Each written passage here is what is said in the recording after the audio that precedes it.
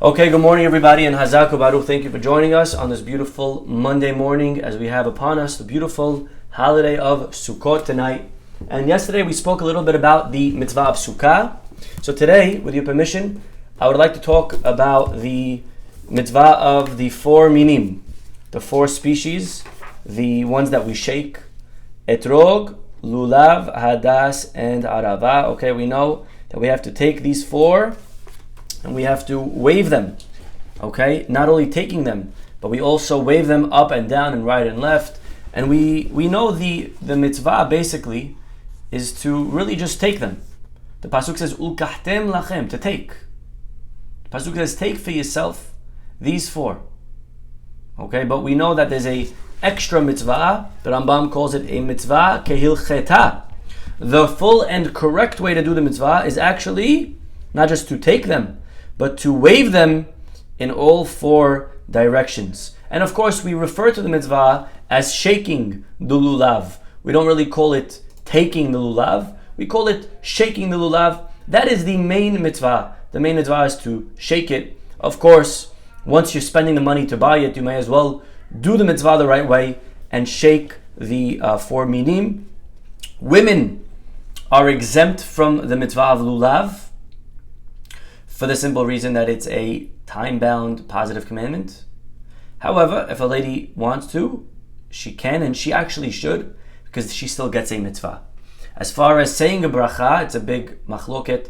There's a disagreement here. Ashkenazim women say the bracha, Sfaradi women don't. So if you're Ashkenaz, you can say the bracha and shake it. If you're Sfaradi, you can shake it, but don't say the bracha.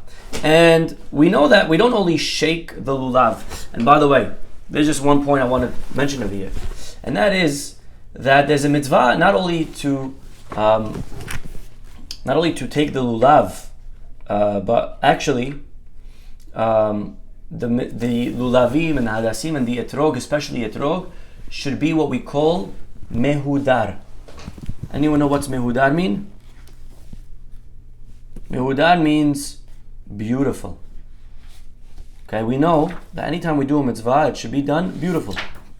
If you're going to buy tzitzit, buy a nice tzitzit. Spend a few extra dollars. You have to. It's found in pasuk in Az Yashira we say every day. Ze eli ve'anvehu. This is my God, and I will beautify my God. So there's a mitzvah to anvehu, to beautify Hashem through mitzvah. How are you going to beautify God? You're going to make for him a crown? Like, what are you going to do? Right? You can't make Hashem. He's not physical. But we beautify God by beautifying the mitzvot that we do for Hashem. Okay? So every mitzvah should be done in a beautiful way. When you write a Torah, if you have two types of font that you could buy, if you're buying tefillin, mezuzah, look at the font.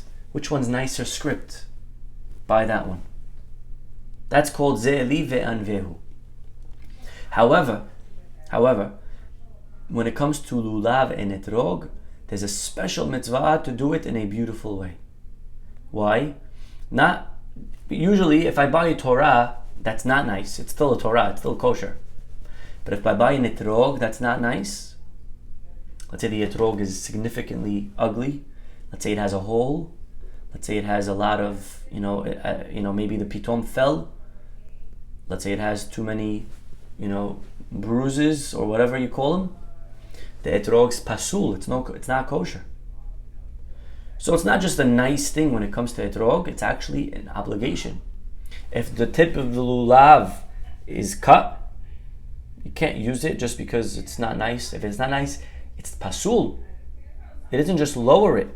It makes it completely not usable. So that's something that you see a lot today when people are going out to the stores and buying etrogim and lulavim, and they're looking with the loupe for 20 minutes, and they're making sure that the lulav is straight, right? And they're checking all the halachot. What are they checking for? They're checking all the blemishes to make sure. Like a diamond. When you buy a diamond, you check for the 4 C's. Color, clarity, cut, and carat, right? Make sure that it has a good color, right? You want to write D, if you can get D, wow. Right? You want to make sure that it has a nice cut. You want to make sure that it has clarity, not too many, cracks in it. And you want to make sure it has a nice carat, right? Nothing less than 6, right? Of course. So that's the same with the etrog. The etrog, we want to make sure it's beautiful. The Midrash tells us, by the way, just to share with you a few stories of how, again, it should be beautiful, but we have to keep that in perspective. Rav Mordechai of Nechiz was extremely poor, but he would save money every year so that he could buy a beautiful etrog. He could get a kosher etrog for $40, but he would save extra money just to buy the $200 one. One year, on the way to purchase an etrog, he met a man who was crying bitterly. The man explained that he was a driver and his horse had died. He couldn't afford to buy a new horse, and he didn't know how he would support his family. Rav Mordechai immediately took out all the money that he had with him that he was going to buy the etrog with, and he gave him every single penny that he saved to buy the extra nice one. He then turned to the heavens and he said, there are different ways of beautifying a mitzvah, whereas other people will recite a blessing on a beautiful etrog. My etrog this year will be a beautiful horse. What a powerful message. My etrog will be beautified by the horse. This was a rabbi who had his priorities straight. He had his perspective, understanding. He was limited on his funds. What's more important? To spend the extra money. Of course, I don't think any of us today are at this level. Most of us, Baruch Hashem, could afford the nice etrog and to help the guy with the horse. But that was, again, a rabbi who always make sure to have his values in check. An etrog dealer bought an etrog to Rav Lev Chasman. The etrog was not particularly beautiful, but it was for sure free of any concerns that it might have regarding grafting. So he purchased it and he agreed to take the etrog. Later, a different merchant brought an etrog that was both beautiful and for sure free of grafting problems. You know, sometimes they graft lemon and etrog together and it gives it a beautiful color. But that's pasul. That's not a pure etrog. It's 50-50. Anyways, when the guy came with the second etrog, later a different guy came. Rav Lev was impressed with the second etrog and he was considering purchasing it, but then he said, I already decided and gave my word to the first etrog. I can't afford to purchase both, and to only buy the second would be retracting on my earlier decision. Integrity is certainly no less important than having a beautiful etrog. This year, my etrog will be beautiful by virtue of my integrity. Amazing. So here are two rabbis, one of them understanding there's someone who's poor, better that I give a few extra dollars to buy, a new horse for his parnasah. A rabbi understood that beautiful etrog is nice, but honesty, integrity is even more important. And therefore, these are our rabbis, Baruch Hashem. The Chafetz Chaim, by the way, during the First World War, it was very difficult to obtain the 4 minim. Somehow, he was fortunate that somebody sent him a lulav from overseas, the only one in town. Well, the Chafetz Chaim said the blessing on the lulav, but he did not wave it during the davening in shul. He didn't bring it to synagogue. Someone says, Rabbi, you're supposed to wave it during the Hallel. Oh, are we supposed to do it? And the Chafetz Chaim, he said, yes, it's a nice mitzvah to wave it. It's an extra mitzvah to wave it during the Hallel, during the davening, during the prayers. However, it's also important not to cause others to feel less fortunate than you. If I were to wave my etrog and lulav in the synagogue where no one else has one, it would make everybody else feel bad. And for me, that's more important, not causing another Jew to feel hurt, than fulfilling the extra custom of shaking during the prayers. Unbelievable. Again, only the Chafetz Chaim could say such a thing. To know what's halacha, what's extra, what's not extra, what's custom, what's mandatory, what's not mandatory. One more story. A young married student living in Yerushalayim searched for hours till he found a beautiful etrog. He finally made his choice and he brought it to Rav Shlomo Eisen, a renowned scholar in Yerushalayim. After several minutes, Rav Eisen told the young man that the etrog was not for him. The man was very bothered. He said, but Rabbi, it's flawless. What's the problem? The rabbi said back, that's exactly the problem. The etrog is so beautiful, it probably costs a fortune. Now, I know you're in Kolel, you don't earn a lot of money. It's more important that you take the extra money that this etrog is going to cost and go buy something new for your wife, for her to wear on Yom Tov. Buying new clothing for your wife, new jewelry, that's a halacha. Buying a nicer etrog than the minimum kosher one is a nice custom, but that's not the main halacha.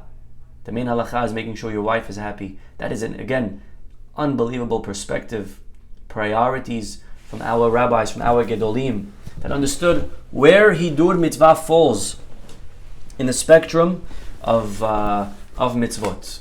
But either way, coming back to our mitzvah. So here we have beautiful holiday. Take the lulav, shake the lulav, and we're shaking them in the synagogue, and it's part of our, right? Different reasons are given, but one of them is that it's our wave of victory as we come out of Yom Kippur, and we're saying to the Satan, we won, and we're also thanking Hashem for giving us another year of life. There is a very powerful idea over here that Rabbi Bernstein brings down.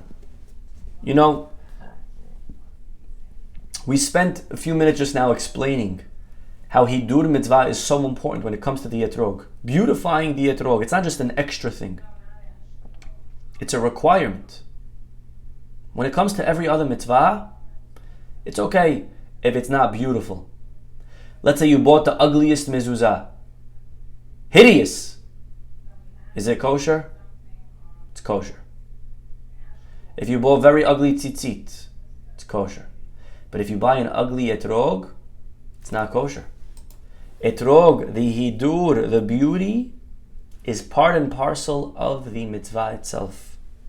The question is why? Why is it so important that my etrog, and my lulav, and my hadas, by the way, they all need to be beautiful. Not only the etrog. The etrog has the most detailed laws. The etrog is the most delicate. But they all need to be beautiful. So as an example, if my arava is also cut, it's also no good. All of them need to be beautiful. Why is it so important? The idea of why is the role of hidur mitzvah such a big part of the mitzvah of Sukkot? Okay, that's the question. Good question? Does that make sense? The question's clear? Okay. And one of the ideas is that he says over here is that we know that Sukkot is the end of the 3 regalim. We have the 3 pilgrimage festivals. Pesach, Shavuot, Sukkot. Pesach, we know Pesach, we eat the matzah. Shavuot, we know Shavuot. When we got the Torah, we eat cheesecake, right? And Sukkot. Sukkot's now. It's the end of the 3. 3 times a year we have to come to Hashem. Pesach, Shavuot, Sukkot. But, like we said in the class yesterday, Sukkot has another role. Sukkot is also the culmination of the high holidays. We usually think of Sukkot has nothing to do with Rosh Hashanah Yom Kippur. It's actually part of the Rosh Hashanah Yom Kippur. That's why maybe we could give another answer of why Sukkot is celebrated now and not in April when we left Egypt, when we got the clouds in the desert. And maybe one of the reasons is because Sukkot has a dual role. Another role of Sukkot is also to express our gratitude for the high holidays. So Sukkot it's like the last cherry on top of Rosh Hashanah, Yom Kippur. Yom Kippur is not the last day of the Yamim Noraim. Yom Kippur is not the end of the high holiday season. You know when's the end of the high holiday season? Sukkot. Sukkot is the end. Okay, it's a continuation of our progression. Okay, you may say, Rabbi, where? We don't do tshuva. We don't say sorry. Where do we say sorry? The answer is we do. Because Rosh Hashanah Yom Kippur is saying sorry out of fear, and Sukkot is saying sorry out of love. I'm not afraid that I'm going to get a bad year. You already wrote whatever my year is going to look like. It's already looking like what you already do. You already stamped. You already decreed. But I still want to say sorry. Why are you saying sorry? You're not going to change anything. I'm not looking to change my verdicts. I'm not afraid of what my year is going to look like. I'm not here to give myself a better life ahead. I'm sorry because I hurt someone that loves me and I love back. That's the highest level of teshuvah, you should know. to be able to say sorry simply because I hurt you. And I know that there's nothing that I'll gain out of this sorry. It's not going to give me a better life. It's not going to give me now what I want. It's not. I'm just sorry that I hurt you. That's teshuvah out of love, and that's the highest part. That's the highest level of teshuvah possible. So, what does this mean for us? You know, we go into a sukkah for 7 days. What is the point of going into a sukkah? Something very powerful that he writes over here. You know, most of the mistakes that we make throughout the year are because we have a lack of priorities. You know, there's a concept of kahpara and there's a concept of tahara. What's the difference between kapara and tahara? Kapara is getting forgiven. But what's tahara? Being pure. There's something called cognitive dissonance. You ever heard of it? Cognitive dissonance means when there's a disconnect between what I know I should be doing and what I actually am doing. Okay, does that make sense? Meaning, I know I should be praying with a minyan. Am I actually praying with a minyan? Unfortunately, no, I'm not. So there's a disconnect between what I should be doing and what I'm doing. I know I should be honest in business. Not so honest. I'm cheating people. I know that I shouldn't have a potty mouth. But unfortunately, I do. I know I'm not supposed to talk gossip. I know I shouldn't get angry at my kids. But I do. So there's a disconnect between my values and my actions. And a person can't really live with themselves knowing that they're not living the way they should. So we could do one of two things. You ready for this? We could do one of two things. We could either change our actions or we could change our values. And usually what we do is we change our values because it's much harder to change our actions. To change my way of life, it's very hard. I'd much rather change my values. And so what happens is, like the Gemara says, once a person does a sin once and twice, it already becomes mutar. Na'aset lo keheter. It becomes in their eyes already permissible. Because I can't live with myself knowing that I'm doing the wrong thing. So I have to kosher what I do.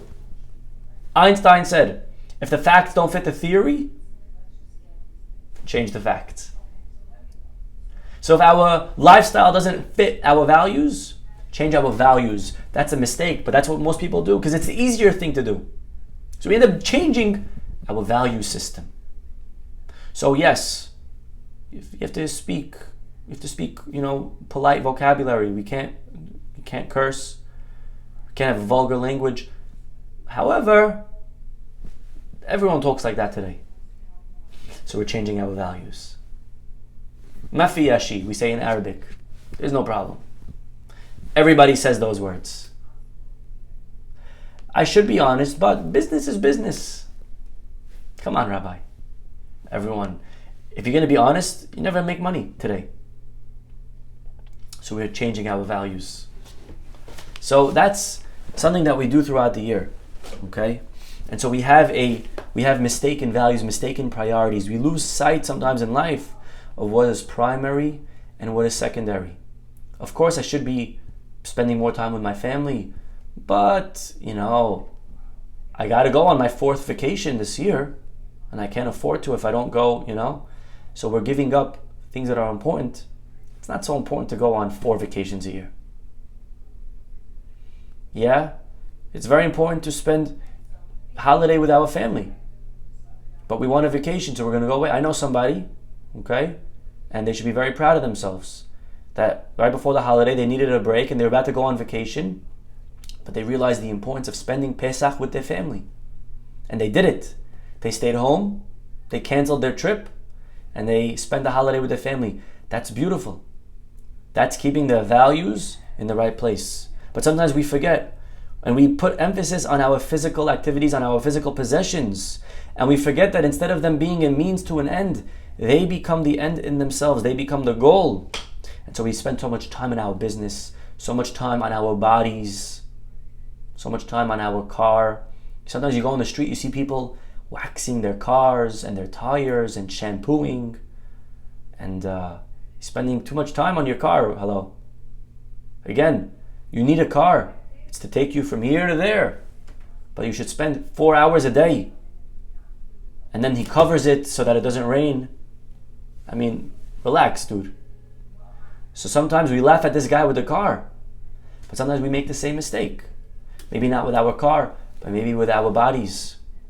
Maybe with our sports. Maybe with our houses. Are we giving maybe too much time and focus on our physical possessions? Again, we need a car, we need a body, we need a house. It should be very presentable, it should be very beautiful. But to spend our whole life focused on chasing and pursuing the physical is a loss of perspective and values. And therefore, Yom Kippur, Rosh Hashanah Yom Kippur, we spend the entire day saying sorry and doing teshuvah. And we say that we want to live our lives the right way. We want to live with the correct priorities. How do we do that?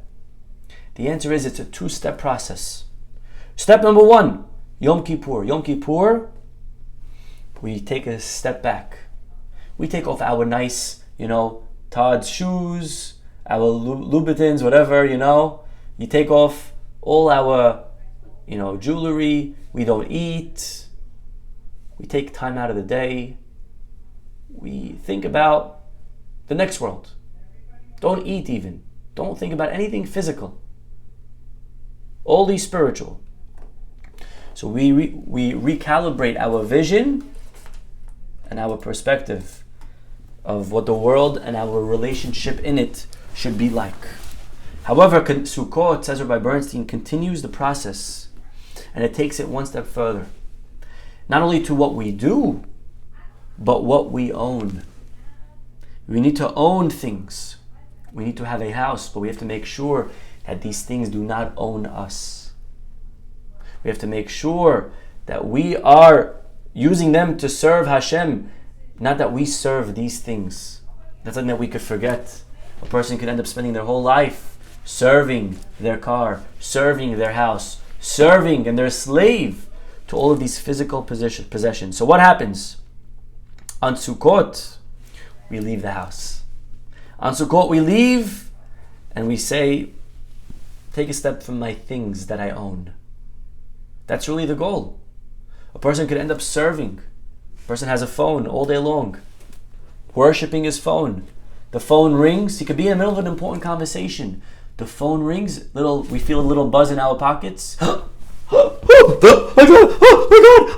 my God, the buzz. I gotta see. I'm gonna die. Relax.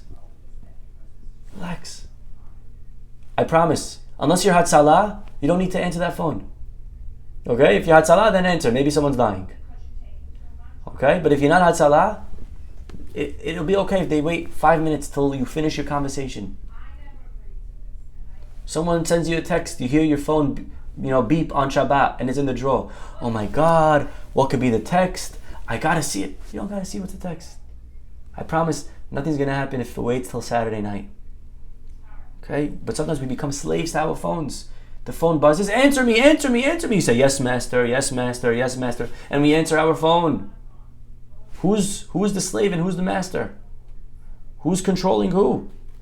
And therefore, the week in the Sukkah allows us to reflect through experience on what we really need to and what's really important. So whatever we did on Yom Kippur, we're putting into effect in the holiday of Sukkah. Okay, of course, eventually, you can't stay in the Sukkah forever. We go back home. We have to have our cars again. We go back to our phones. We go back to our business. But hopefully when we do, we'll have a much better appreciation and perspective of how to use them, making sure we use them and not that they use us. Okay, so this is something that really helps us appreciate what's the idea of leaving our homes and going into the Sukkah for the 7 days. Okay, that's step A. Is that clear so far? Okay, so we're going into the Sukkah as a continuation of Rosh Hashanah, Yom Kippur. We take a step back from our physical things. With this, Rabotai, we come to the four minim. Okay, we ask the question, what's the idea of Hidur Mitzvah? Doing it in a beautiful way. But Rabbi Bernstein says something beautiful. Throughout the year, what gets most of our attention? The things that are important. So, our business gets a lot of our attention. Fashion gets a lot of our attention. Sports gets a lot of our attention. And sometimes in the shuffle, a lot of things are pushed to the sidelines. Our children, our spouse, our religion. The things that we invest into making beautiful are really the things that are most important to us. A person spends their year making their home beautiful, buying very expensive houses, very expensive cars. All of a sudden, comes Sukkot time, they have a very cheap sukkah. All of a sudden, they spend $3, they wait till the last minute, $25, they're bargaining the guy $16 to buy a set of etrog. Give me the cheapest that you have.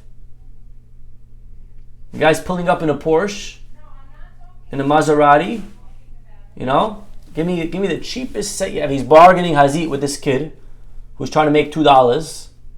He's bargaining with the guy. For $2, the guy's bargaining. I remember there's a big rabbi in Israel, Rav Yitzhak Levi. Okay? When his kids, many years ago, when they turned bar mitzvah, he brought his kids with him. He took them first to the caterer. The caterer said, okay, which package would you like? He said, give me the basic package. Then he went with him to the florist. Which package would you like? Basic. Then he went with him to the DJ. Which? Basic. Lighting. Everything basic. And then he took him to the sofer, the guy who gives the tefillin. He says, how could I help you, Rabbi? He said, I want your most expensive, beautiful pair of tefillin. I don't even want to know how much, just charge me whatever. I want your most beautiful, whatever it is, I want the most beautiful pair. And the whole time, his son's with him. This is chinuch. This is teaching our children of what's important. Unfortunately, sometimes we do the opposite, right? We spend hundreds of thousands on the entire party. And if we have the money, I'm not saying that we shouldn't. But the mistake is when we spend so much money, and then when it comes to the tefillin, Rabbi, just give me whatever's cheapest kosher pair I'll take. You spend hundreds of thousands, and now for a pair of tefillin that's costing you, instead of $700, it's going to cost you $1,200. The guy's bugging out. I don't sell tefillin, by the way. I'm not trying to promote my business. I don't sell tefillin. My point is that sometimes we make beautiful the things that are important. And throughout the year, we spend too much time making our cars, our homes. These things look beautiful. We forget about beautifying our mitzvot. And what is Sukkah about? What is the Arba'a Minim about? The four species. Says the Pasuk. Ulkahtem lachem pri etz hadar. Beautify your etrog. Etrog's important, no? You just spent Yom Kippur recalibrating, restarting, realigning all our values. Yom Kippur, Sukkot, we're leaving our home. We're going into the Sukkah. We're taking a break from physical things. If that's the case, we got to make sure that we also show mitzvot are important. If they're important, I'll spend money. If you're a Yankees fan, you'll go to a game. If you're a bigger Yankees fan, you buy tickets by the dugout. Right? You'll spend the extra money if it's important to you.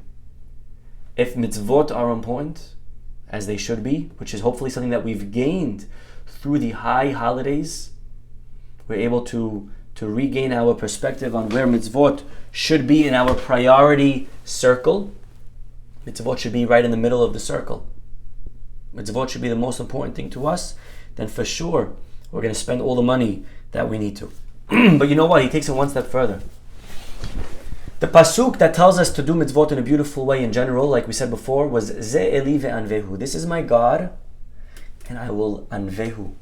I will beautify him. And look what the Gemara says. Hitna'eh lefanav b'mitzvot. Beautify the mitzvot before him. But if you look at the word hitna'eh is reflexive.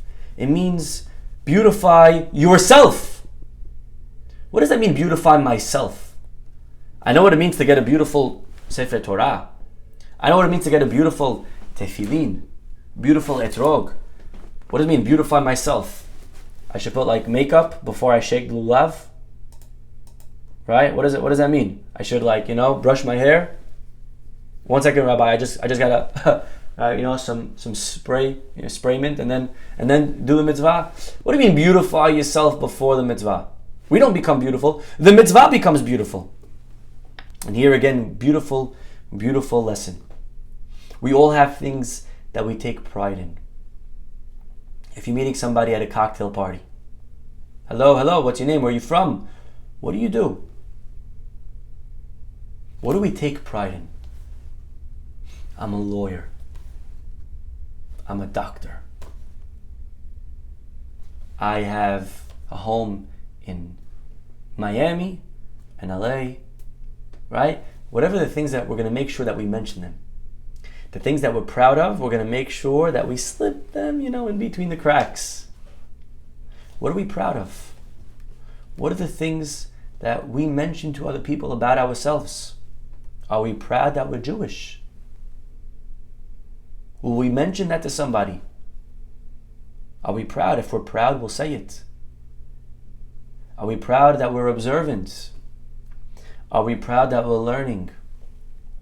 When the Beit HaMikdash was destroyed, the Gemara says that the rabbis weren't sure why it was destroyed. After all, it was a time in history that they were doing mitzvot. And the Gemara says, you know why? Because lo birchu b'Torah b'tehillah. That means that when it came to the Torah that they were learning, they didn't make a blessing before learning Torah. Every morning we say the blessings, Berchot HaShahar, the rooster and opening our eyes. We also say Berchot HaTorah. We're supposed to say it every morning. Asher bachar banu mikol ha'amim, right? And v'ha'arevna. The Gemara says, you know why the Beit HaMikdash was destroyed? Because they didn't say those blessings. That's very hard to understand. You're kidding me? We lost the Beit HaMikdash because we didn't say some blessings in the morning? Come on. If we were killing idolatry, I get it. But I wasn't saying a few blessings. It's not like we weren't learning. We were learning. We just forgot to say the blessings.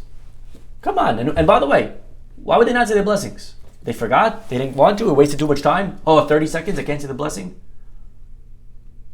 What that means is, Chacham Ovadia said something beautiful. Lo birchu b'Torah b'tehillah. Doesn't mean that they didn't say the blessings of the Torah every morning. It means that when they were listing all of their own accomplishments, they didn't put Torah as giving it primacy. They didn't put Torah first on the list. Just imagine your daughter or your son is going out for shidduchim, and they list all the things. Tell me about your son. Tell me about your daughter. They have a great job. They're very successful. They own a home. They very talented in musical, and they athletic. Oh yeah, and they learn once a night. That's beautiful.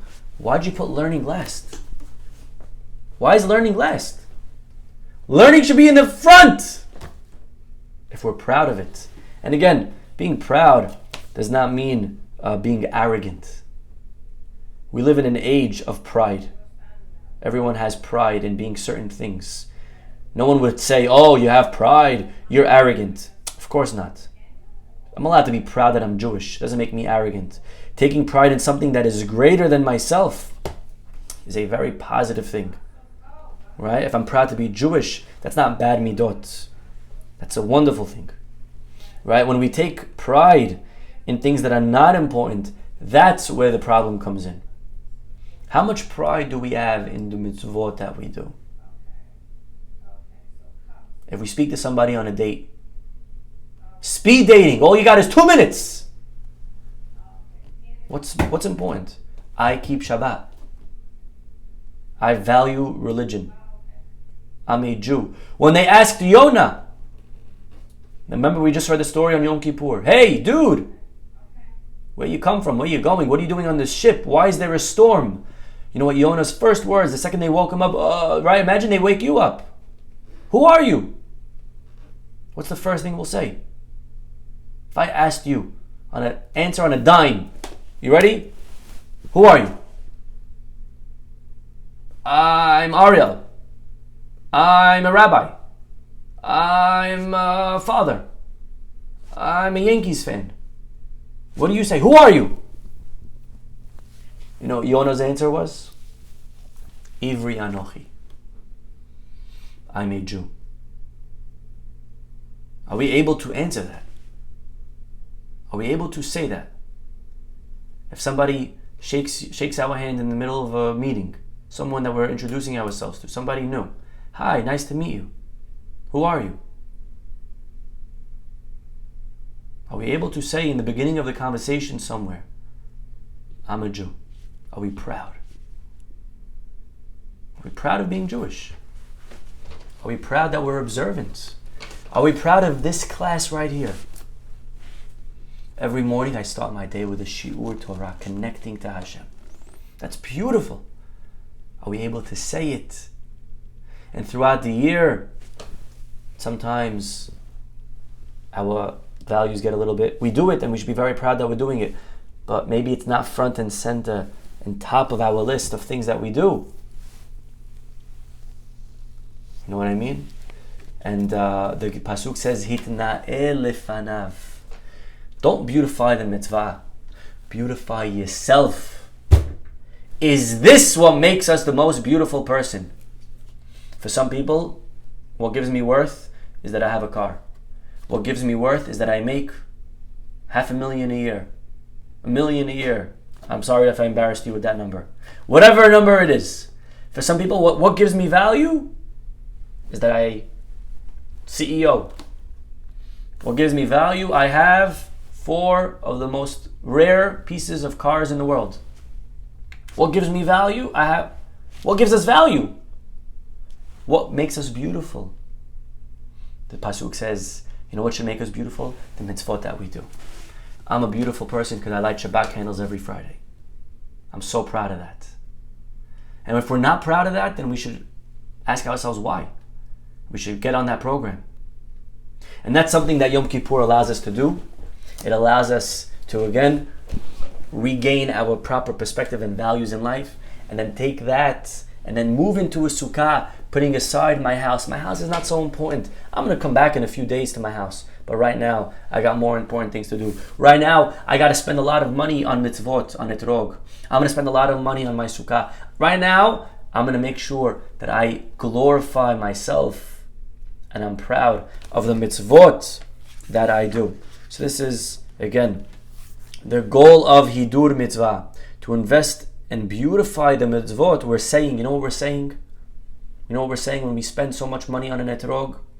When we spend so much money on our mitzvot?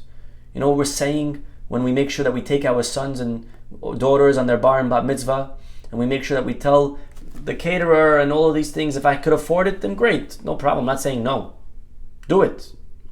But make sure there's a mitzvah before the bar. Make sure that there's mitzvah before all the extra unnecessary things. The mitzvah is the most important thing to me. Rav Yitzchak Hutner, I can't forget this story. Rav Yitzchak, when he was a little boy, he came home from school one day and he mentioned to his mom that he finished Mishnayot of a certain Masechet. He was a little kid. And his mom, she said, wow, beautiful.